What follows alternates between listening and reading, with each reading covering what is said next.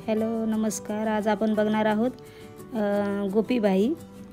आता ही बघा, ह्या बाईला आपण आपली बाई छातीचा चौथा भाग घेऊन काढत असतो, तर हिचा कपडा त्याच्या डबल काढायचा आणि असे चुन्या पाडायच्या। खूप छान अशी ही गोपी बाई वाटते। आता ह्याची न्यू ट्रेंडिंग आहे। हे बघा, बाईचा डबल कपडा घ्यायचा कधी पण गोपी बाईला, आणि अशा चुन्या पाडून घ्यायच्या बारक्या बारक्या, वरच्या साईडनं पाडून घ्यायच्या। आणि ह्याची कॅप हाईट 4 इंच घ्यायची।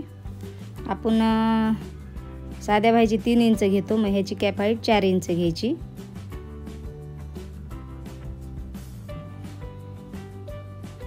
म्हणजे असा फुगा चांगला उठून दिसतो म्हणून, नाही तर जास्ती चपटा चपटासारखा दिसतो म्हणून कॅप हाईट ही 4 इंच घ्यायची। हे बघा, आता इथं अजून एखादी कमी पडत असली तर चुनी पाडून घ्यायची। दोन्ही साईडनी चुन्या पाडून घेतल्यात। आणि आपली पट्टी आपल्या दंडघेराच्या मापाची असते, ते आपण अशी जर बाह्याचा जास्ती होत असेल तर 1-2 चुन्या पाडून घ्यायच्या।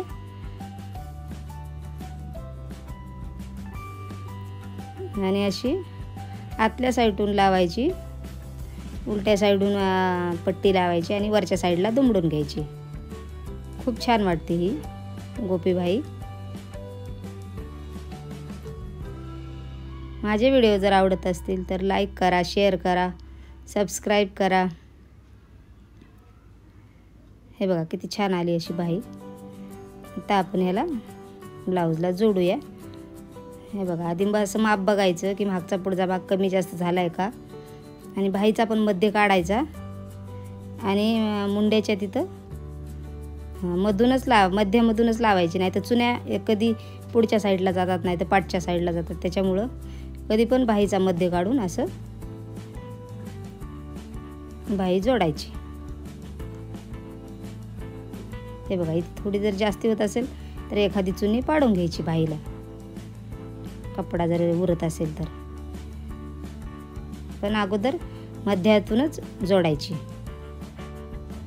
ही एवढी छान दिसते ना बाई, खूपच छान वाटते। आता ट्रेंडिंग आहे। आवडला असेल तर लाईक करा, शेअर करा।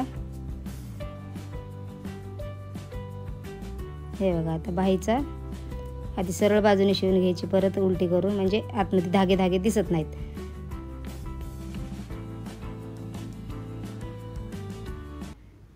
हे बघा, झाली फिटिंग आपली। फिटिंगची शिलाई मारून घ्यायची।